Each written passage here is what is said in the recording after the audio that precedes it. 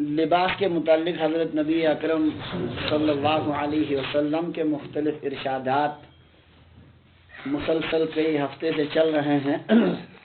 اللہ کے نبی صلی اللہ علیہ وسلم نے پہننے کے متعلق اپنی امت کو کیا ہدایات دی ہیں، ان ہدایات کا بیان چل رہا ہے۔ اتکیا گرم زیادی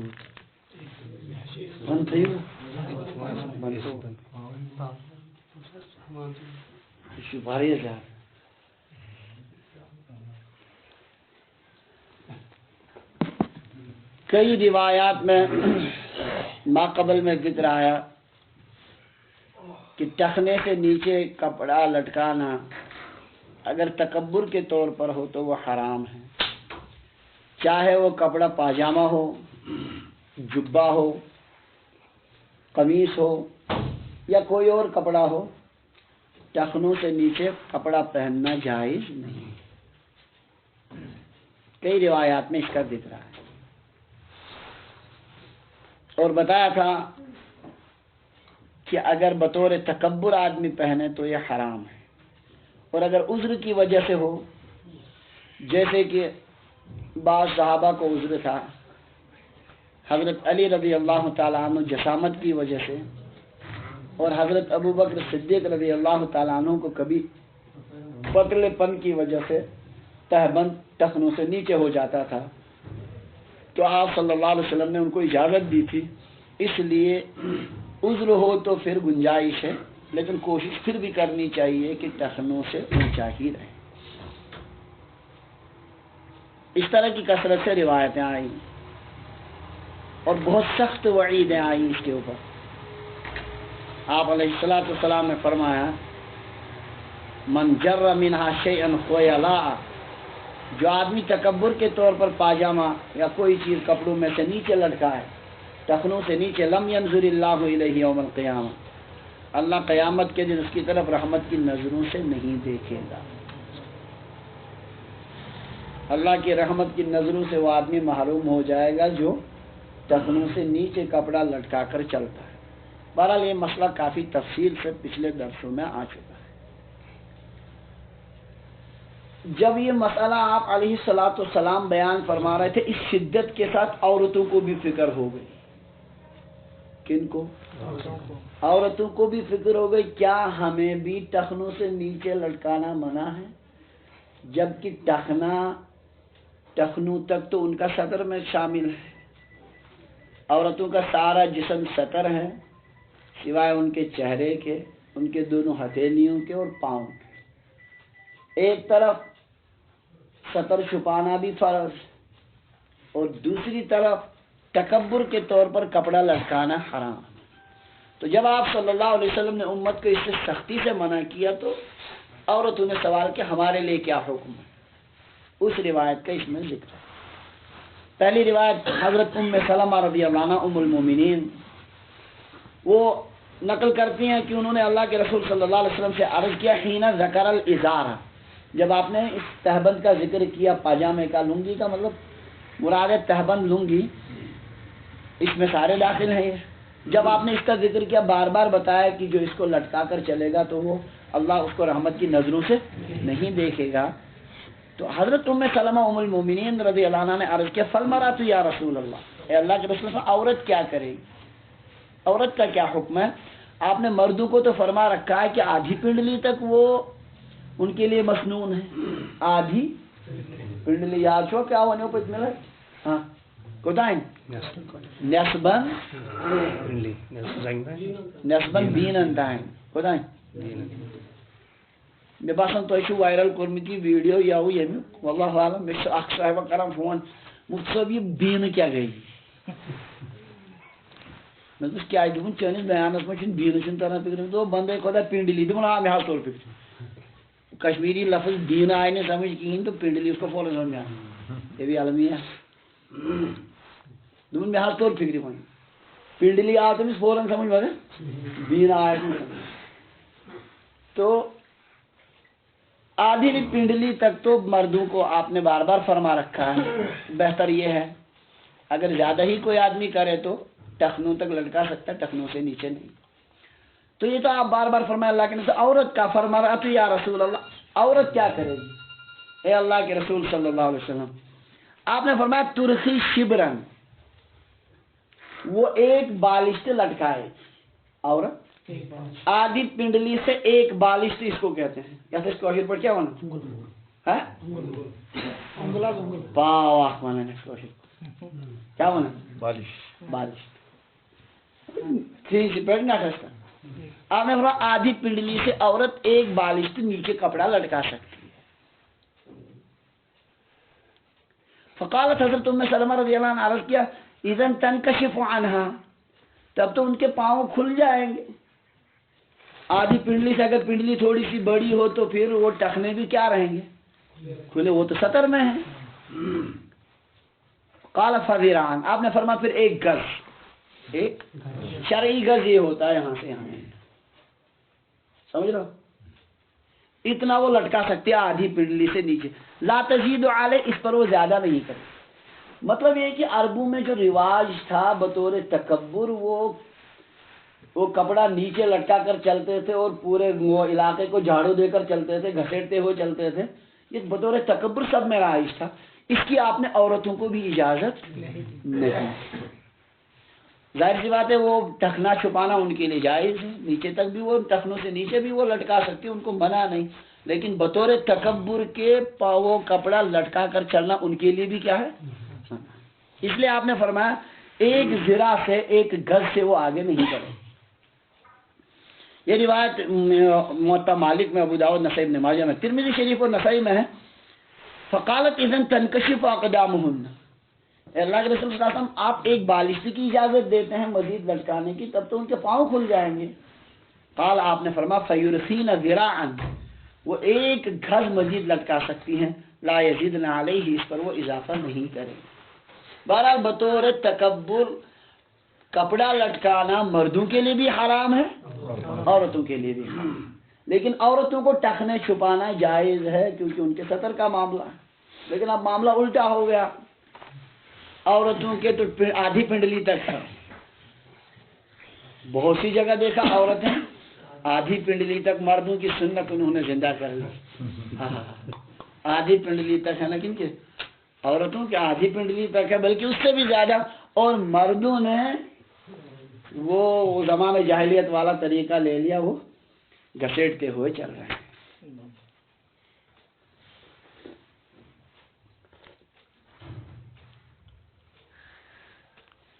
بحیثیت مسلمان ہم وہ کلچر زندہ کریں گے، وہ تہذیب جو اللہ کے نبی صلی اللہ علیہ وسلم ہم کو عطا کر کے گئے۔ اس لیے لباس میں ہمارا طرز وہی ہونا چاہیے جو ان احادیث میں آپ صلی اللہ علیہ وسلم نے اپنی امت کو عطا فرمایا۔ دوسرے جتنے طریقے ہیں وہ گمراہی کے ہیں۔ آپ صلی اللہ علیہ وسلم کی سنت دنیا میں بھی کامیابی کا ذریعہ ہے اور آخرت میں۔ لیکن فیشن کا معاملہ اتنا سخت ہو گیا کہ یورپ سے یا ان فاسقوں فاجروں کی طرف سے جو چیزیں آتی ہیں اس کو تو فوراً وہ بنا لیا جاتا ہے۔ پہلے زمانے میں یہاں داڑھی رکھنے کو معیوب سمجھتے تھے، وہ کسی منحوس کرکٹر نے رکھ لی داڑھی، وہ کوئی خاص سی داڑھی، اب نوجوان سارے رکھ رہے ہیں، وراٹ کوہلی والی داڑھی سب رکھتے ہیں۔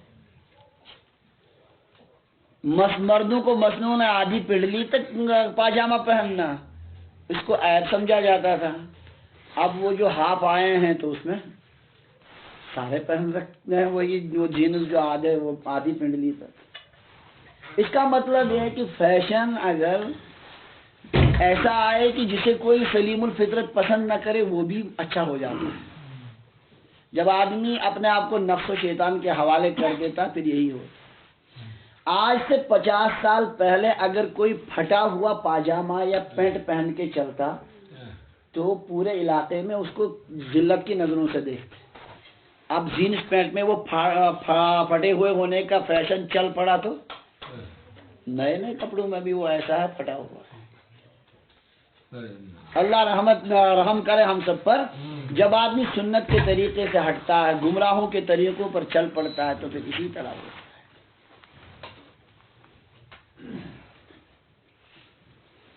بحیثیت مسلمان ہماری ذمہ داری ہے کہ ہم وہی کلچر، وہی تہذیب، رائج کریں جو اللہ کے رسول صلی اللہ علیہ وسلم نے ہمیں عطا کی۔ مسلمان لباس میں بھی نمایاں ہونا چاہیے، دور سے معلوم ہونا چاہیے کہ حضرت نبی اکرم صلی اللہ علیہ وسلم کا امتی ہے، اس کا انداز الگ ہے، اس کے چلنے کا طریقہ الگ ہے۔ بہت سے لوگ ہیں جو یہ کہتے ہیں ظاہر میں کیا رکھا، اصل تو دل ٹھیک ہونا چاہیے۔ یہاں کشمیر میں یہ ایک طبقہ ہے جو کہتے ہیں کیا ہونا چاہیے، اندر ٹھیک ہو، ہاں ظاہر میں یہ سب کوئی ضروری نہیں، لیکن یہ گمراہی ہے۔ اللہ کے نبی صلی اللہ علیہ وسلم جیسے دل کی اصلاح کے لیے تشریف لائے تھے، ظاہر کی اصلاح کے لیے بھی آپ تشریف لائے تھے۔ اسی مشکات شریف میں کتاب الدعوات میں ایک دعا ہے، اللہ کے نبی صلی اللہ علیہ وسلم وہ دعا کبھی کبھی مانگا کرتے تھے۔ آپ علیہ الصلوۃ والسلام ایک دعا مانگا کرتے تھے، اللہم اجعل سریرتی خیرا من علانیتی، اے اللہ میرے اندرون کو میرے باہر سے بہتر بنا، میرے اندر کو میرے ظاہر سے بہتر بنا، وجعل علانیتی صالحتا، اور میرے ظاہر کو بھی نیک بنا، میرے ظاہر کو نیک بنا، اور اندرون کو ظاہر سے زیادہ اچھا بنا، ظاہر کو اچھا بنا، نیک بنا، اس کا مطلب ہے ظاہر کی درستگی بھی کیا ہے، مطلب ہے۔ بہت سے لوگ یہ کہتے ہیں بس نیت ٹھیک ہونی چاہیے، اس میں کیا ہے، جو پہنو جو چاہو، ایسا نہیں ہے۔ لباس کا اثر پڑتا ہے انسان کے اوپر، جس طرح کا لباس انسان اختیار کرتا ہے اس کے اثرات اس کی زندگی میں آتے ہیں۔ بحیثیت مسلمان ہماری ذمہ داری ہے کہ اللہ کے نبی صلی اللہ علیہ وسلم جو لباس ہم کو عطا فرما کر گئے ہیں اسی کی پابندی کریں۔ سمجھن جواز کا شاید نہیں چاہیے سمجھ تو کا سمجھا جیون کن کی نا میں جو مجھ میں ون بدل کوشر کو نون چھ أکس ہفتس أکس درسس اصل معاملہ میں نمل بڑن سی بچارن ہاں تو مسئلہ ہاں باطن ٹھیک آسن ضروری مگر ظاہر تھی کیا آسن یہ نہیں کیا یہ بالکل یہ جہالت نیت گھس آسن ٹھیک ہاں پتہ نیبر کن یہ کرتے تھے شریعت کے احکام اختیار کرنا انتہائی ضروری۔ بہرحال میں عرض کر رہا تھا کہ عورتوں کو بھی بطور تکبر پاجامہ لٹکانا نیچے کپڑا لٹکانا ان کے لیے بھی کیا ہے جائز۔ یہ تو ماقبل میں اس کا کی تفصیل آ گئی تھی، مردوں کے سلسلے میں یہ ایک روایت عورتوں کے سلسلے میں تھی وہ۔ دوسری روایت ہے یہ گریبان جو ہے اس کو کھلا بھی رکھ سکتے ہیں بند بھی رکھ سکتے ہیں، دونوں جائز۔ گریبان کھلا بھی رکھ سکتے ہیں منع کچھ نہیں ہے، دونوں کی اجازت۔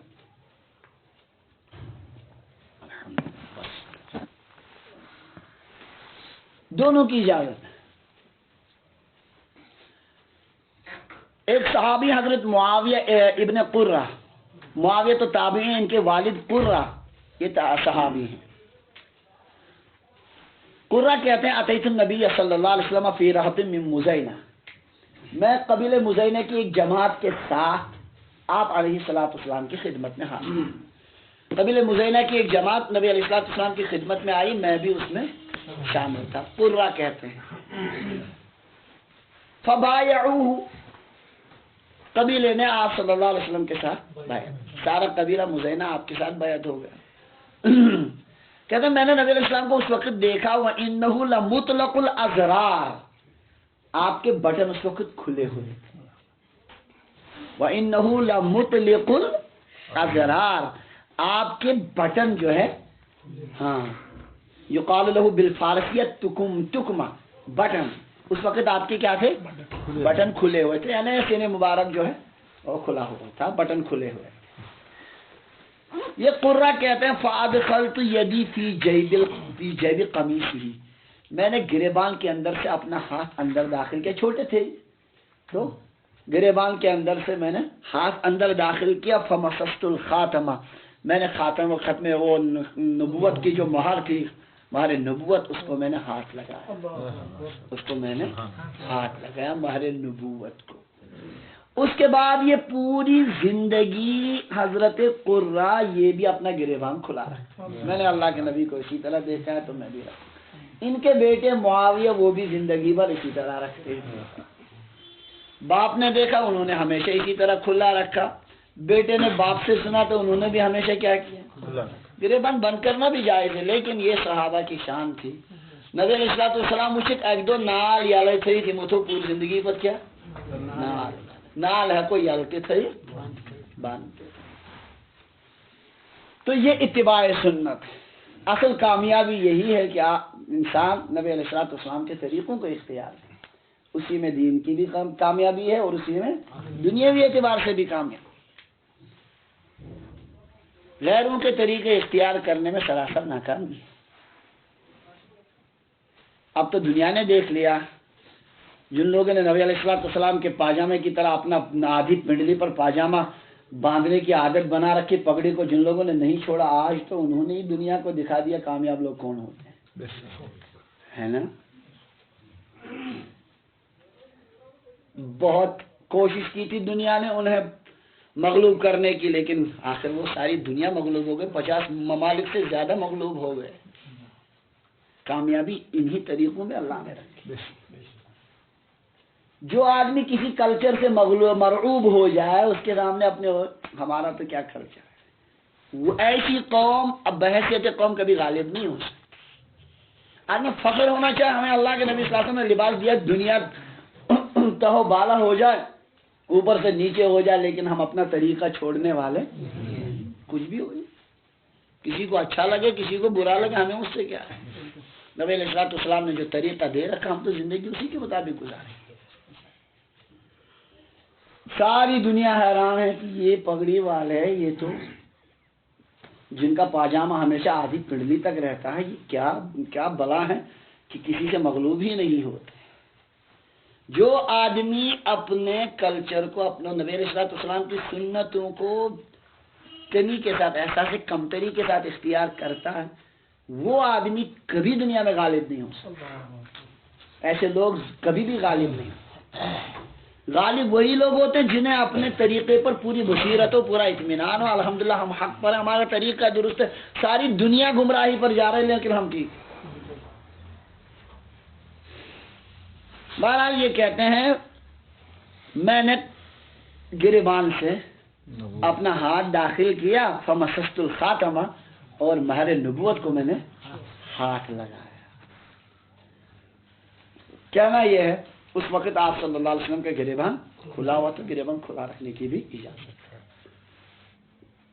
اگلی روایت ہے حضرت سمرہ ابن جندب رضی اللہ عنہ کی، اس میں سفید کپڑے کی ترغیب ہے۔ رنگ کیسا اختیار کرنا چاہیے؟ سفید۔ ہمارے یہاں مصیبت یہ ہے کہ گرم کپڑے سفید آتے نہیں، الحمدللہ گرمیوں میں تو کوشش کرتے ہیں سفید کپڑا پہننے، جو ہی سردی آتے ہیں ہمارے سفید کپڑے نکل جاتے ہیں، بنتے ہی نہیں ہیں گرم۔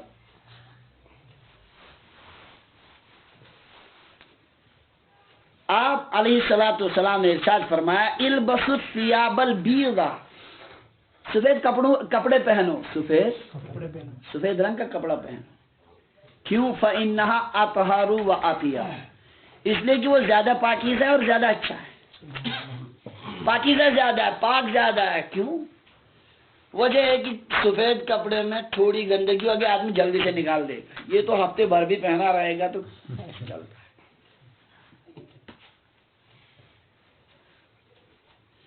اگر میں یہ 20 دن تک بھی پہنوں گا، کس کو معلوم ہوگا کہ اس نے ابھی پہنا ہے کب پہنا ہے؟ اس لیے اس میں آدمی کافی دن تک چلاتا رہے۔ سفید کپڑا آدمی جلدی جلدی کیا کرتا ہے، اس لیے فرمایا فإنہ اطہر، وہ زیادہ پاکیزہ ہے۔ سمجھ آ گیا؟ سمجھ آؤ کیا بنا؟ سفید کپڑے پالو سے کیا زیادہ پاک، کیا اسی زیادہ پاک تب جلدی جلدی لانا پتلی کا خیال وہ آگے پالو مار آئے گی، تو اس لیے اس سے پاک رہنا چاہیے۔ وہ اطیب، اور وہ زیادہ اچھا ہے، طبیعت اس کی طرف زیادہ مائل ہوتی ہے، جس کی سلیم الفطرت جو ہے سلیم الطبع ہو، اس کی طبیعت اس کی طرف مائل ہوتی ہے۔ مزید فرمایا وَكَفِّنُوا فِيهَا مَوْتَاكُمْ، اس میں اپنے مردوں کو کفن بھی دے دو.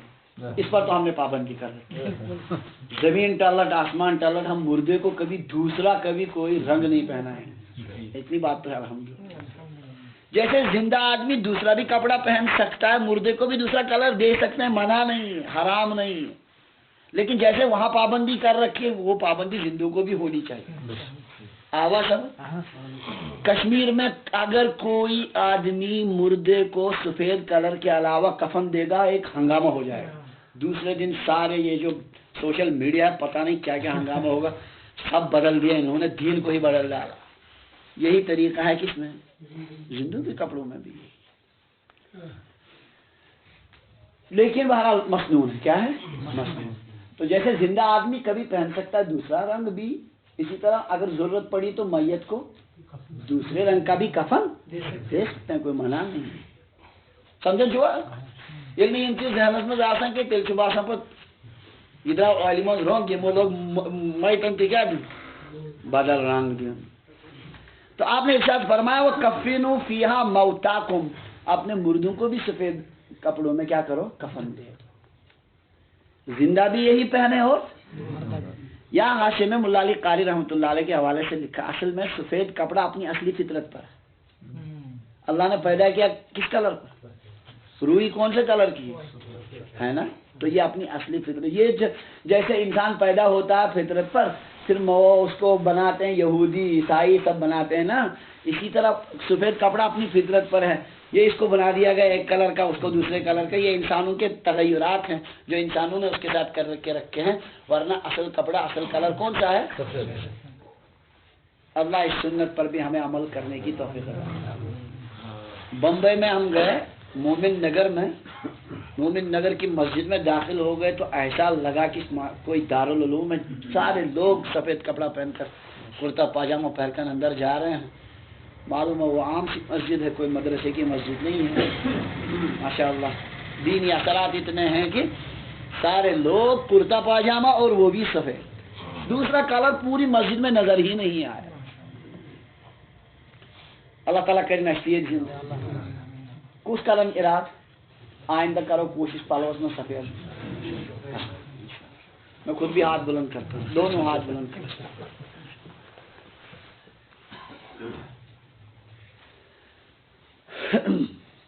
بہرحال یہ ہے کپڑے کی رنگت کا ذکر. آگے 3 حدیثیں آ رہی ہیں، تینوں میں امامے کا ذکر ہے. کس کا؟ بدقسمتی ہے آج کسی کو پگڑی پہنی ہوئی ہی نہیں ہے. یہاں پگڑی کا ذکر ہے. کس کا؟ پگڑی کے متعلق چند باتیں سنیے. نمبر 1، پگڑی نبی علیہ السلام کی سنت ہے، لیکن سنن عادیہ میں سے، سنن ہدا میں سے نہیں. حضرت نبی اکرم صلی اللہ علیہ وسلم کی سنتیں 2 طرح کی ہیں، ایک ہے سنن ہدا اور ایک ہے سنن عادیہ. سنن ہدا وہ سنتیں ہیں جن کی تبلیغ کا آپ کو حکم دیا گیا ہے، جن کی تبلیغ کا حکم دیا امت کو اسی طریقے پر کھڑا. سنن عادیہ وہ ہے جن کے بارے میں ایسا حکم نہیں لیکن بطور عادت آپ صلی اللہ علیہ وسلم وہ طریقہ اختیار کرتے. تو سنن عادیہ کا حکم سنت مؤکدہ کا نہیں ہوتا لیکن مستحب وہ بھی ہوتے ہیں. بہتر ہے آدمی اس طریقوں پہ کیا کرے؟ بات سمجھیں. غلو کا شکار کبھی نہیں ہونا چاہیے. دینی علوم ایسی چیز ہیں جو انسان کو اعتدال پر رکھتے ہیں. آدمی علوم سے کٹ جاتا ہے تو پھر وہ معلوم نہیں کہاں کہاں پہنچ جاتا ہے. تو امامہ سنن عادیہ میں سے، کن میں سے؟ یعنی عادتاً آپ صلی اللہ علیہ وسلم اس وقت کا کلچر تھا، سب لوگ امامہ پہنتے تھے، انہی میں سے یہ ہے. آدمی آپ صلی اللہ علیہ وسلم کی عادت اختیار کرے وہ بھی کامیابی کا ذریعہ، لیکن نہیں کرے گا تو کوئی حرام کا مرتکب ہو. بس یہ بات اصل میں سمجھا.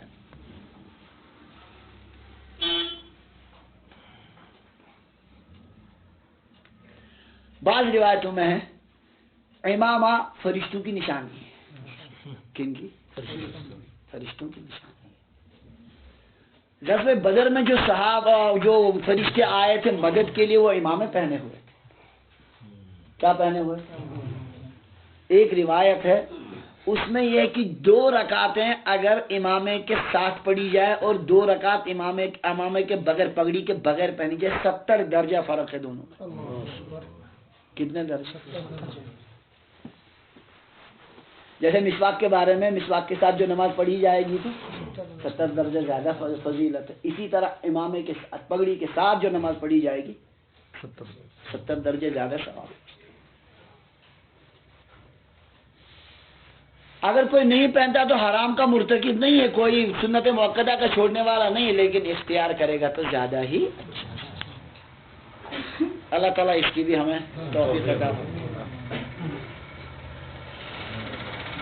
آج سب سنتیں ایسی آ رہے ہیں جن سے ہم بولنے والا بھی خالی ہے. عجائبات بات.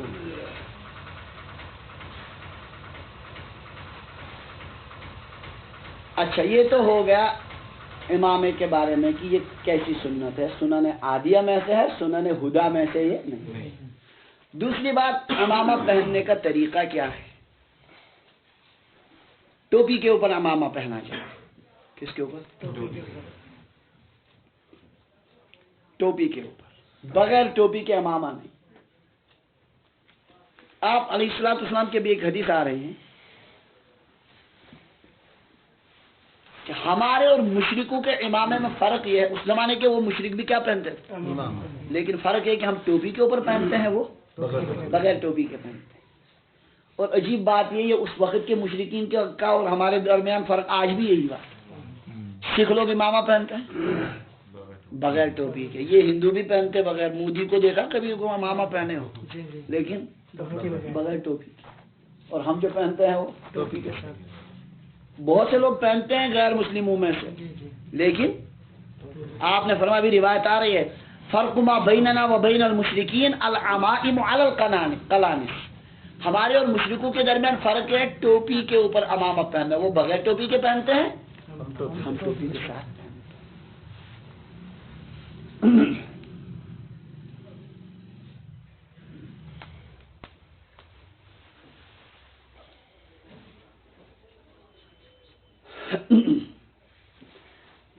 امامے کا جو شملہ ہے جس کو لٹکاتے ہیں،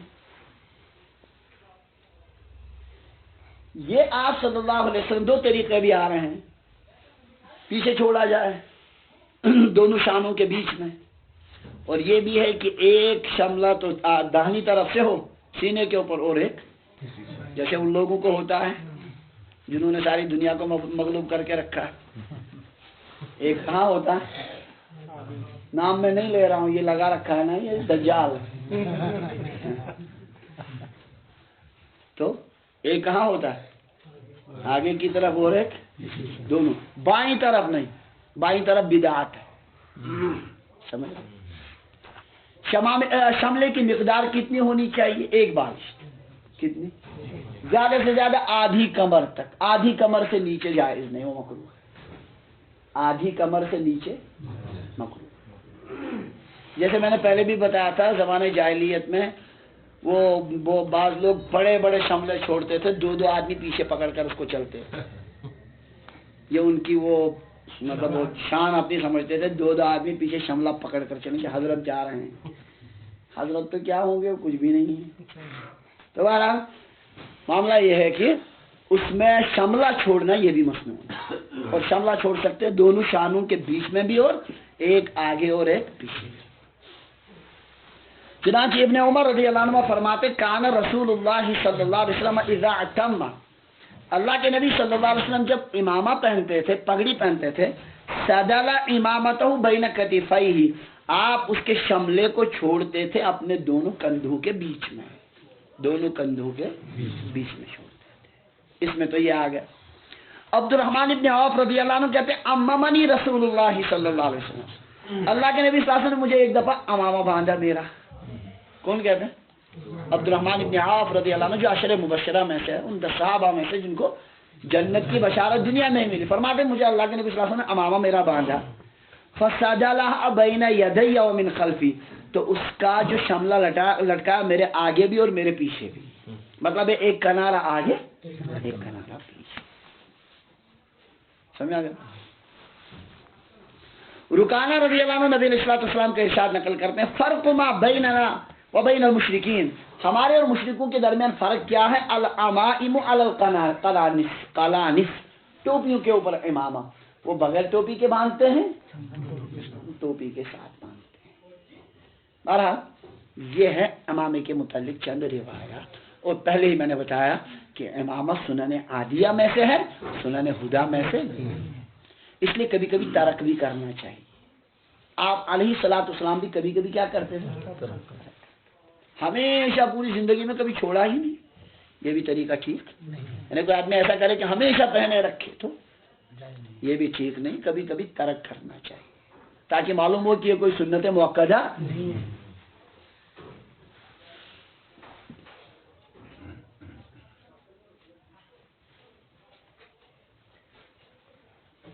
इमामा जितना लंबा होगा इतने उसके पेच ज्यादा होंगे, क्या इतने उसके पेच ज्यादा होंगे। जैसे वो शायर है, माँ हैच न डारे गम हैच न डारे, दस्तार न डारे गम पेच न डारे, माँ हैच न डारे गम हैच न डारे, हमारे पास कुछ नहीं तो किसी चीज का गम भी नहीं, दस्तार न डारे गम पेच न डारे, दस्तार ही नहीं तो लपेटने का गम भी नहीं। तो जितना लंबा होगा इतने क्या करने पड़ेंगे, पेच ज्यादा देने पड़ेंगे। यहां मुल्ला अली कारी रहमतुल्लाह के हवाले से नीचे लिखा है, इमाम जज़री रहमतुल्लाह अलैह फरमाया करते थे कि मैंने बड़ा तलाश किया, बहुत तलाश किया कि मैं नबी अलैहिस्सलाम के इमामे की मिकदार मालूम करूं कितने बड़े होते थे। तो कहते नहीं मिला। फिर मैंने देखा, मुझे अपने एक बहुत ही मतलब काबिल एतमाद आदमी ने इमाम नववी रहमतुल्लाह का कलाम दिखाया।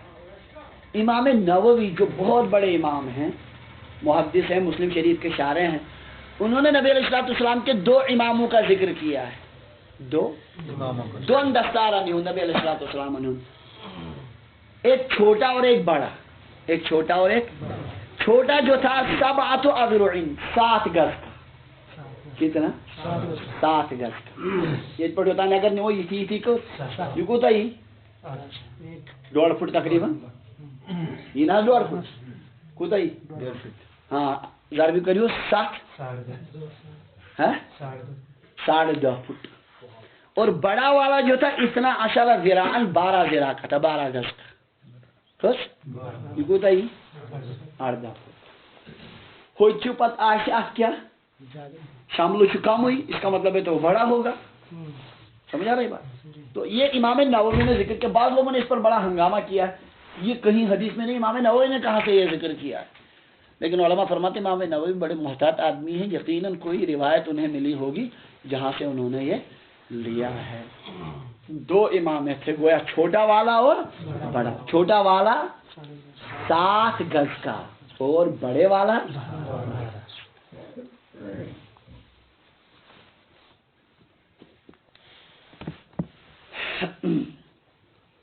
तो ये चंद रिवायतें आई किसके मुतालिक। आगे एक रिवायत है, हाँ आप फंस गए, जो बार बार पीछे वो मसला आ चुका। अबू मूसा अशअरी रज़ियल्लाहु अन्हु कहते अल्लाह के नबी सल्लल्लाहु अलैहि वसल्लम ने फरमाया, उहिल्लत ज़हबु वल हरीरु लिल इनाति मिन उम्मती, सोना और रेशम हलाल किया गया है मेरी उम्मत की औरतों के लिए। मेरी उम्मत की क्या हलाल किया गया, सोने के जेवरात भी वो पहन सकती हैं, रेशम का कपड़ा भी वो पहन सकती हैं। वह हुर्रिम अला ज़ुकूरिहा, लेकिन उम्मत के मर्दों पर ये दोनों हराम किए गए। समझ आ रहे हैं। ये तो आ गया माकबल में, इसी किसको तो तफसील से पिछले सबक में पढ़ा।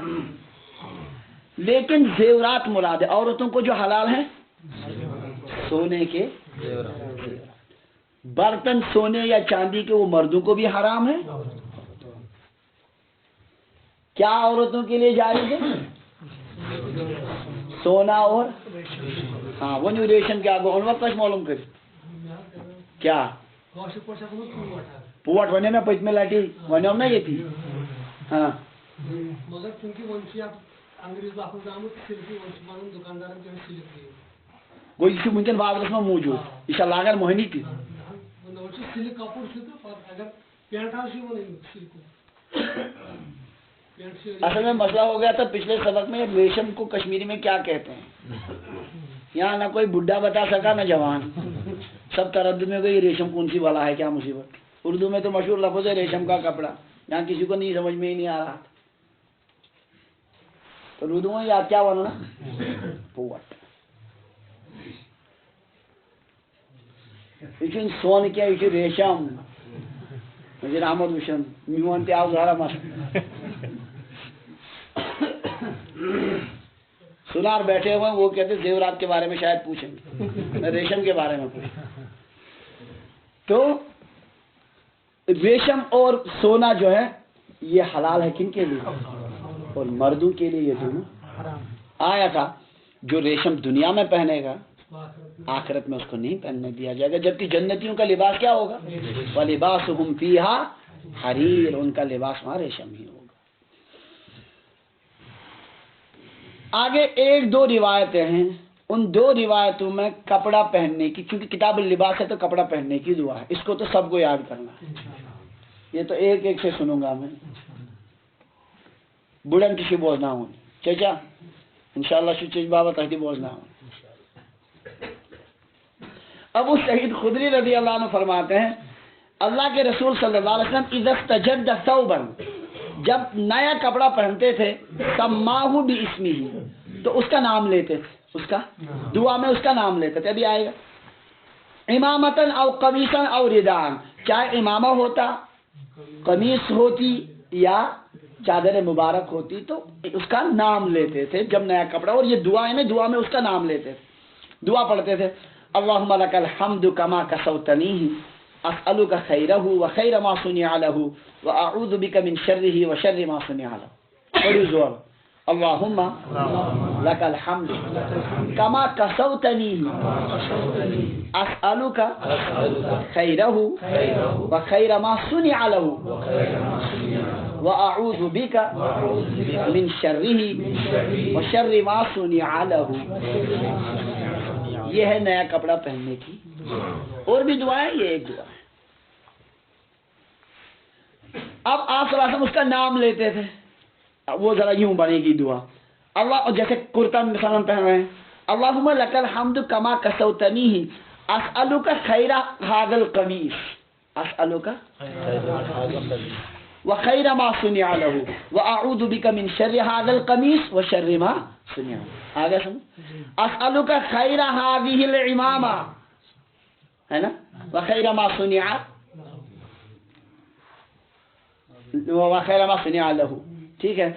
व अऊज़ु बिका मिन शर्रि हाज़िहिल इमामा व शर्रि मा सुनिअ लहु।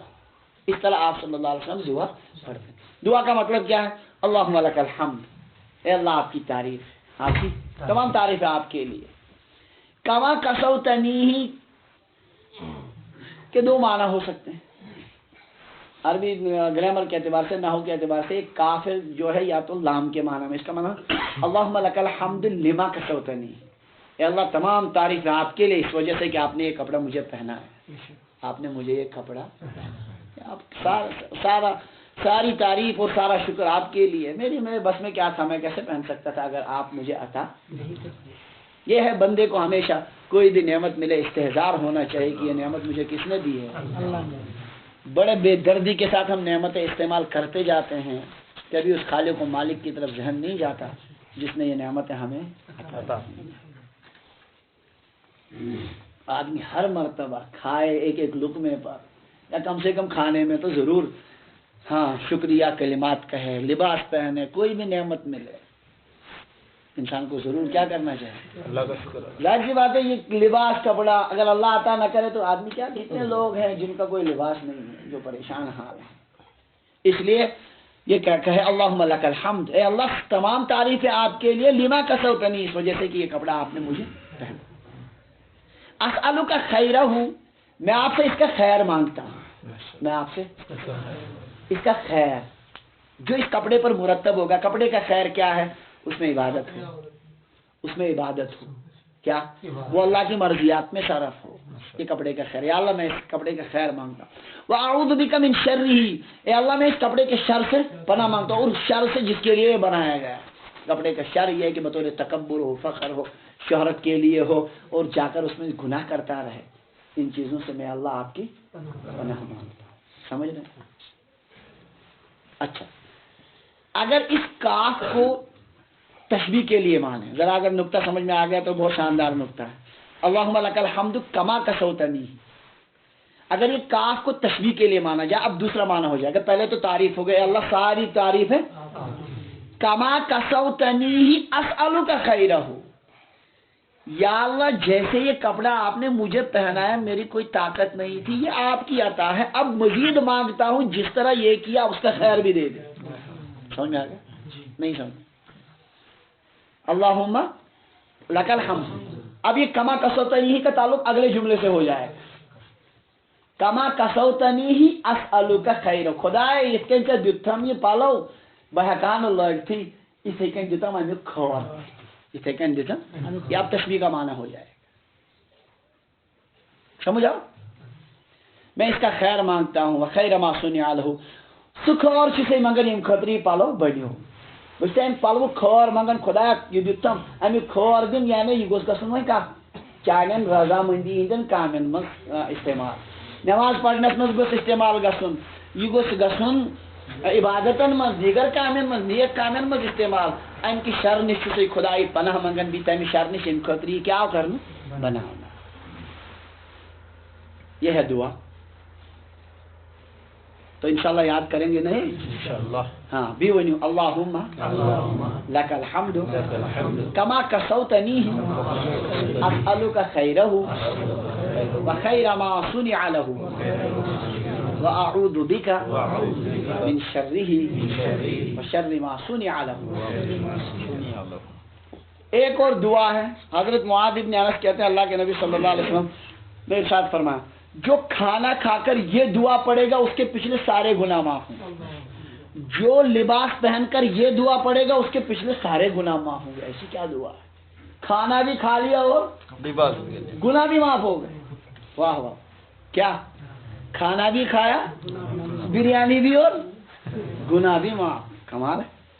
تو اسی لیے ایک دعا پڑھنی ہے بیچ میں. ایک تو مزہ بھی لے لیا اور گناہ بھی معاف ہو. اسی طرح لباس پہنا عالیشان اور گناہ بھی معاف. کیا ہے وہ کھانے کے بعد؟ الحمدللہ الذی اطعمنی ھذا الطعام ورزقنیہ من غیر حول منی ولا قوت. بس اتنی دعا ہے. کھانے کے بعد الحمدللہ الذی اطعمنی ھذا الطعام، تمام تعریف ہے اس اللہ کے لیے، سورج تعریف شکر پچ تمس شبی تمس پروردگارس الذی اطعمنی ھذا الطعام، جس نے یہ کھانا مجھے کھلایا، یہ میری غذا عطا کو کھاؤنو نا. ورزقنی بکرنم عطا من غیر حول منی ولا قوت، میانہ طاقت تو قوت. اگر ہڈ چڑ دیا میرا گلا دبا کر رکھ دیتا تو یہ کھانا کہاں سے اترتا. میری کسی طاقت اور قدرت کے بغیر مجھے یہ کھانا کھلایا، اسی نے عطا کیا. ساری تعریفیں اس اللہ کی. الحمدللہ الذی اطعمنی ھذا الطعام ورزقنیہ من غیر حول منی ولا قوت. کریو انشاءاللہ. زندگی ہو گئی مجھ کو مشکات پڑھاتے پڑھاتے 10 سال ہو گئے، ایک دعا بھی آپ لوگوں نے یاد نہیں. اچھا لوڑ تمہیں سوت میں طلبان مدرس میں دیوان تیل تی کروں. ایک بندہ تو 2-4 بندے تو ہونے چاہیے جو یہ دعا یاد کریں. یہ پھر ہفتے صرف بوجھ نہیں ہو. ماسٹر حضرات میں بول لازمن یہ دعا نئے ہفتے نہیں چھوڑا جائے. یہ لائن سکول لڑکن تو میں بھی ماروں گا. کتنی شاندار دعا ہے. اور یہ روایت تو ہے ترمذی اور ابو داؤد شریف میں. امام ابو داؤد شریف میں مزید ایک جملہ ہے ومن لبس ثوبا، جس نے کپڑا پہنا پھر یہ دعا کی الحمدللہ الذی کسانی ھذا، تمام تعریف اس اللہ کے لیے جس نے مجھے یہ کپڑا پہنایا. ورزقنیہ من غیر حول منی ولا قوت، اور مجھ کو یہ پہنایا، مجھ کو عطا کیا بغیر کسی میری طاقت اور قوت کے. جو یہ دعا پڑھے گا غفر له ما تقدم من ذنبہ، اس کے پچھلے سارے گناہ. تو دین کتنا شاندار دین ہے. ایک آدمی کھا بھی رہا ہے اس کے گناہ بھی معاف ہو رہے ہیں. ایک آدمی پہن بھی رہا ہے اس کے گناہ بھی کیا ہو رہے ہیں. اللہ ہمیں ایسے دین پر چلنے کی توفیق عطا فرمائے۔ اگلی روایت ہے، اللہ نے کپڑا دیا تو اس کو پرانا مت سمجھو، اس کو پرانا موسم کوئی بھی کپڑا اس کو پرانا مت سمجھو، بلکہ یہ اللہ کی نعمت ہے۔ یہ اللہ حضرت عائشہ رضی اللہ عنہ فرماتے ہیں، مجھ سے اللہ کے رسول صلی اللہ علیہ وسلم نے فرمایا، یا عائشہ، چند نصیحتیں کی، عائشہ ان اردت اللحوق بی، اگر مجھ سے ملنا چاہتی ہو قیامت کے دن تو سنو، فلیکفک من الدنیا کا زاد الراکب، تیرے لیے کافی ہونا چاہیے دنیا سے سوار کے توشے کی طرح۔ سوار یہ سوچنا گسن پان، زاد ہے توشا ہے، ایک سوار جو توشا لے کر چلتا ہے، سفر میں جا رہا ہے تو توشا لے کر چلتا ہے، اتنا بس ہونا چاہیے۔ اگر مجھ سے ملنا ہے تو بس ہلکی پھلکی دنیا ساتھ لے کر چلنا، کذاب الراکب، سوار کے توشے کی طرح۔ تو اشیش وہ سمجھا کیا؟ یہ سفر میں انسان چند چند تلن سے اس کو زاد کہتے ہیں، عربی میں بھی زاد کہتے ہیں، اور اردو میں اس کو، فارسی اور اردو میں توشا بولتے ہیں۔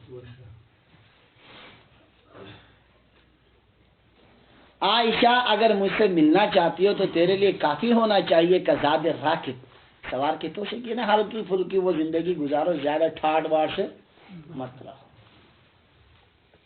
وَإِيَّاكِ وَمُجَالَسَةَ الْأَغْنِيَاءِ، عائشہ خبردار مالداروں کی مجلس میں مت بیٹھنا۔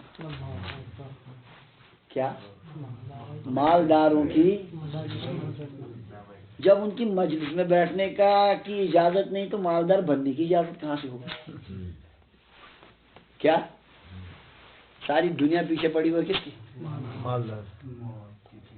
عائشہ مالداروں کی مجلس سے بچنا، اس سے کیا ہوگا؟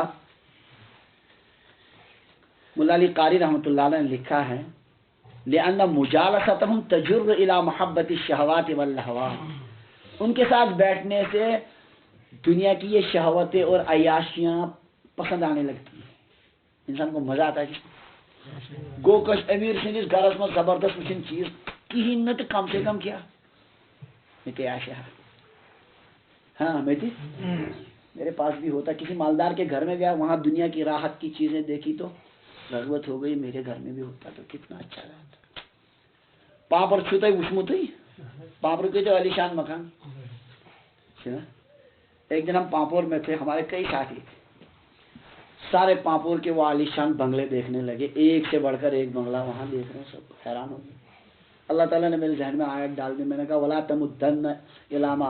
تمدن عینیک الی ما متعنا به ازواجا منهم زہرۃ الحیات الدنیا، ان کو اللہ نے جو دنیاوی زندگی کی رونق دی اس کی طرف اپنی آنکھیں مت بڑھاؤ، اس کی طرف مت دیکھو۔ ولا تمدن عینیک الی ما متعنا به ازواجا منهم زہرۃ الحیات الدنیا لنفتنهم فیہ، یہ تو آزمائش کے لیے ہے ان کو۔ تو مالداروں کی مجلس میں بیٹھ کر پریشانی یہی ہوتی ہے، کیا انسان ناشکری کرنے لگتا ہے، اور میرے پاس ہی کچھ نہیں، یہ دیکھو یہ لوگ کتنے عیاشی سے ہیں۔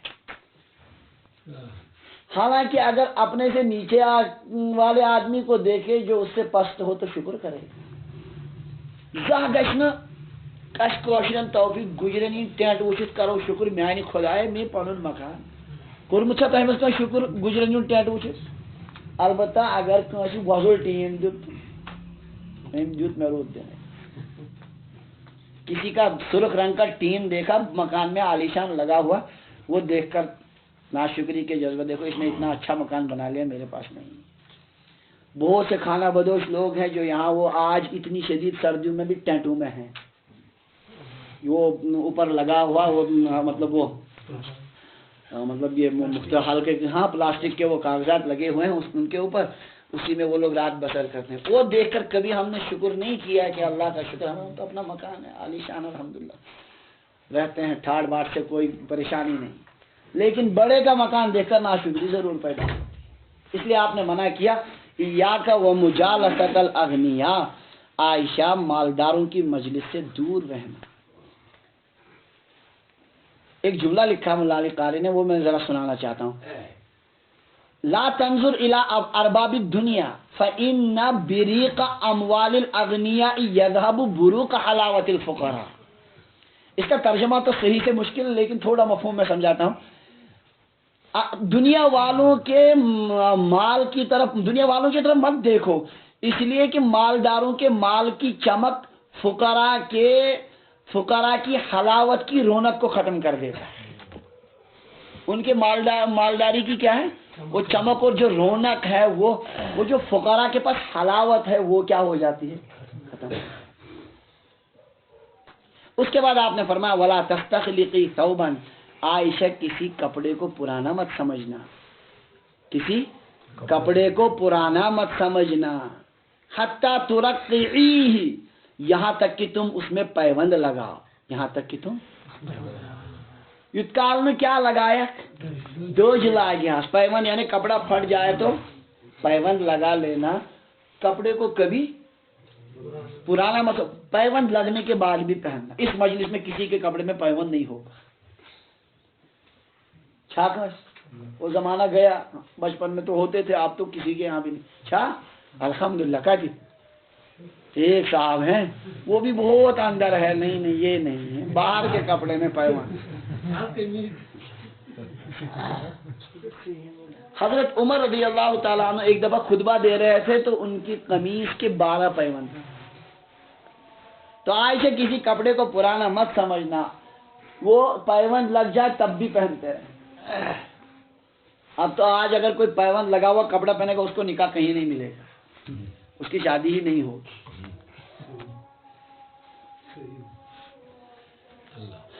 اللہ ہم پر رحم کرے. جس زمانے میں ہم ہیں نعمتوں کی فراوانی ہے. آدمی اگر مر جائے شکر کرتے کرتے تب بھی کم ہے، لیکن پھر بھی نہ شکر، پھر بھی نہ شکر. اللہ نے سب کچھ دے رکھا ہے. شکر کی زبان ہونی چاہیے ہمیشہ. وہ ایک حدیث میں دعا ہے، جو آدمی دن میں ایک مرتبہ صبح اور شام پڑھے گا اس دن کا شکر اس نے ادا کر دیا. دعا آسان ہے. اللہم صبح کے وقت کہے اللہم ما اصبح بی من نعمت او باحد من خلقک فمنک وحدک لا شریک لک فلک الحمد ولک الشکر. شام کے وقت اسی کو کہے اللہم ما امسا بی من نعمت او باحد من خلقک فمنک وحدک لا شریک لک فلک الحمد ولک الشکر. جس نے یہ صبح میں پڑھ لیا شام میں پڑھ لیا اس دن کی نعمتوں کا اس نے شکر ادا کر دیا. کتنا دیکھو دعا کا ترجمہ میں بتاتا ہوں. اللہم ما امسا بی من نعمت، اے اللہ اس شام کے ٹائم میں میرے پاس جو بھی نعمتیں ہیں، او باحد من خلقک، یا تیرے مخلوقات میں کسی کے پاس جو بھی نعمت ہے، کسی کو جو کچھ ملا ہے، فمنک وحدک، وہ صرف تیری طرف سے، وہ صرف تو نے دیا ہے. فمنک وحدک، تیری ہی طرف سے. لا شریک لک، اس میں تیرا کوئی شریک نہیں ہے اس کے عطا کرنے میں. فلک الحمد ولک الشکر، اے اللہ ساری تعریف سارا شکر تیرے ہی لیے. یہ دعا آدمی پڑھے گا پورے دھیان کے ساتھ تو اس دن کی نعمتوں کا اس نے کیا کیا؟ شکر ادا. ہمیں اللہ کے نبی صلی اللہ علیہ وسلم نے وہ چیزیں بھی دی ہیں، ایسی دعائیں ہیں کہ اس کی وجہ سے آدمی حق ادا کر دیتا ہے نعمتوں کا. بہرحال اس میں یہ فرمایا کسی کپڑے کو پرانا، اور اگر کپڑے میں پیوند لگے اس کے باوجود بھی اس کو پہن.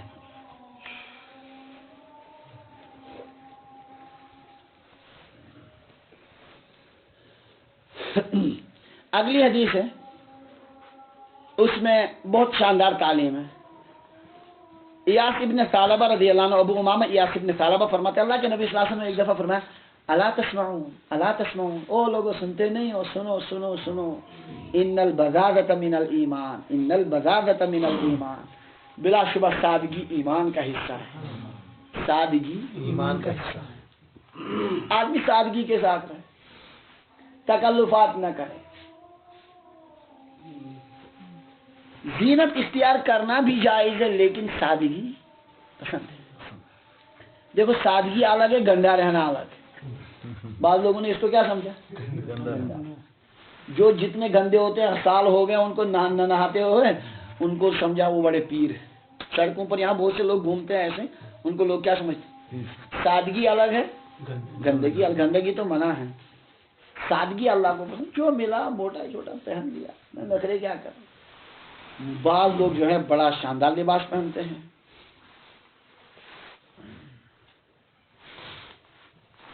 دکھاوے کے لیے کہ نظر آئے ہاں یہ بڑے علامہ ہیں اور بڑے ماشاءاللہ وہ مالدار ہیں، اس طرح یعنی دکھاوے کا لباس، یہ تکلفات شریعتاً پسند ہے۔ صحابہ رضی اللہ عنہ کی ایک عادت بڑی شاندار تھی، ملا تو شاندار ملا وہ بھی پہن لیا، اور بالکل ہلکا ملا وہ بھی۔ بہت سے لوگ تو ایسے ہیں کہ اگر ان کو ہلکا پھلکا لباس ہوگا وہ باہر نکلیں گے ہی نہیں گھر۔ سادگی ایمان کا حصہ، سادگی کے مطلب جس میں تکلفات نہ ہو، جس میں تکلفات نہ ہو، زبردستی کسی طرح بنسور کر۔ ایک آدمی کی عادت ہے کبھی وہ باہر نکلتا ہے تو وہ استری جو ہوتی ہے نا پریس، اس کا پورا وہ لکیر بنی ہوئی ہونی چاہیے، اس کے بغیر وہ کپڑا پہن ہی نہیں سکتا۔ یہ تکلفات، یہ کیا ہے؟ سادگی کے ساتھ لباس میں سادگی پسند ہے۔ یہ لباس کا ایک بنیادی اصول، جو لباس کے میں نے اصول بتایا تھے، اس میں ایک اصول یہ ہے کیا؟ سادگی۔ ان البذاذۃ من الایمان، بلا شبہ میانہ روی، سادگی یہ ایمان کا حصہ ہے۔ آدمی سیدھا سادہ لباس اختیار، بہت ٹھاٹ باٹ سے نہ رہے۔ زینت کا لباس بھی جائز ہے لیکن سادگی پسندیدہ ہے، سادگی ایمان اس پر ابھارتے آدمی رہے سیدھا سا۔ الحمدللہ ہمارے اکابر بزرگ سب اسی طرح، ان کو دیکھے تو اندازہ بھی نہیں ہوگا کہ یہ کوئی عالم ہے، یہ کوئی مطلب کچھ جاننے والا ہے، ایک دم سیدھا سادہ طریقہ۔ آختاب کو شیت کال نہیں تم دوپہر ٹو پیاش تم نیرنی نہیں نبر مفلاراتی کو سوڑی آسن ترائیت چگاتی کو بڑ پہن آسن، دور سے نظر آئے کہ ہاں وہ فلاں سوار ہے۔ سادگی پسندی۔ آخری حدیث جو ہم نے پڑھی تھی بس اس کا ترجمہ کرتے ہیں۔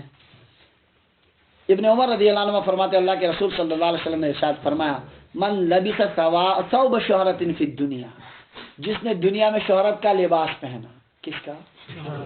البسہ اللہ ثوب مذلت یوم القیامہ، اللہ قیامت کے دن اس کو ذلت کا کپڑا پہنائے۔ جس نے دنیا میں شہرت کا لباس، شہرت کے لباس کا مطلب تکبر کے طور پر، فخر کے طور پر، میں بازار سے نکلوں پوری دنیا حیران ہو جائے اس نے کیا پہن رکھا ہے، اس طرح تکبر کے طور پر کیا کرنا، ہاں شہرت کے لیے لباس پہن رہا ہے، ساری دنیا حیران ہو جائے۔ جیسے اخبار میں ایک دفعہ میں نے پڑھا، وہ امریکہ کا صدر آیا تھا باراک اوباما، مودی نے 10 لاکھ کا کپڑا پہنا تھا اس نے۔ کتنے کا؟ 10 لاکھ۔ غریب عوام مر رہی ہے بھوک سے، اس نے 10 لاکھ کا کپڑا پہنا تھا۔ تو جس نے شہرت کا لباس پہنا اس کو اللہ ذلت کا لباس پہنا ہے۔ اور اس میں ایک اور بھی لکھا ہے، مولا علی قاری رحمۃ اللہ شاندار بات لکھی ہے، وما يتخذ المتزہد لیشہر نفسہ بالزہد۔ بعض لوگ جو زہد کا لباس پہنتے ہیں ترک دنیا کا، تاکہ سب کو معلوم ہو جائے بڑے پہنچے ہوئے بزرگ ہیں، ہاں زاہدانہ لباس پہن رکھا ہے۔ کیسا؟ یعنی لباس کا موجود لوگ لکن کو باس پوچھ پوچھ ولی خدا ہے، دوست خدا ہے، تو ایسا، تو اس کو بھی ذلت کا لباس پہنایا جائے۔ اور ایک ہے وما یلبسہ المتفقہ من لباس الفقہاء، جو اپنے آپ کو دکھا رہا میں بھی بڑا علامہ ہوں، بہت بڑا فقیہ ہوں، بڑے مسائل پر گہری نظر ہے، اس انداز سے۔ مولا علی قاری کا جملہ بھی بڑا خطرناک ہوتا ہے، والحال انہ من جملۃ السفہاء، حالانکہ وہ بیوقوفوں میں سے ایک بیوقوف ہوتا ہے، لیکن لباس اس لیے ایسا پہنتا ہے تاکہ نظر آئے کہ بڑے علامہ ہیں، اسی کے مطابق لباس پہنا ہے۔ تو یہ بھی شہرت کا لباس، کس کا؟ شہرت کا لباس صرف مالدار کا وہ نہیں ہے کہ وہ اس لیے جا رہا ہے، کوئی آدمی بزرگی دکھانے کے لیے کیا کر رہا ہے، اس انداز کا لباس پہنا لوگ بڑا بزرگ سمجھے۔ اس طرح کوئی بھی شہرت کا لباس جو پہنے گا اس کو قیامت کے دن ذلت کا لباس پہنا جائے۔ اللہ تعالیٰ ہم پر رحم کرے۔ ان ساری سنتوں پر جو یہاں لباس کے متعلق آئی ہیں، اللہ عمل کی توفیق عطا کرے، اور ہمیں اپنا کلچر، اپنی تہذیب، اپنا تمدن نبی علیہ الصلوۃ والسلام کے اسی بنائے ہوئے طریقے پر جو لباس کے متعلق آپ نے مختلف روایتوں میں ہمیں عطا کیا، اللہ تعالیٰ اسی کے مطابق چلنے کی توفیق عطا کرے۔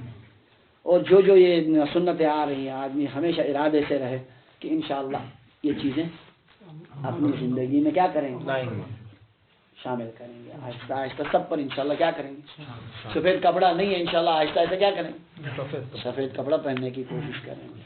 اسی طرح دیگر چیزیں جو ہے اگر کسی میں کوئی کسی سنت میں کمی ہے تو نیت یہ رکھیں گے انشاءاللہ ایک ایک کو درست کریں گے. اللہ تعالی عمل کی توفیق عطا فرمائے. وآخر دعوانا الحمدللہ.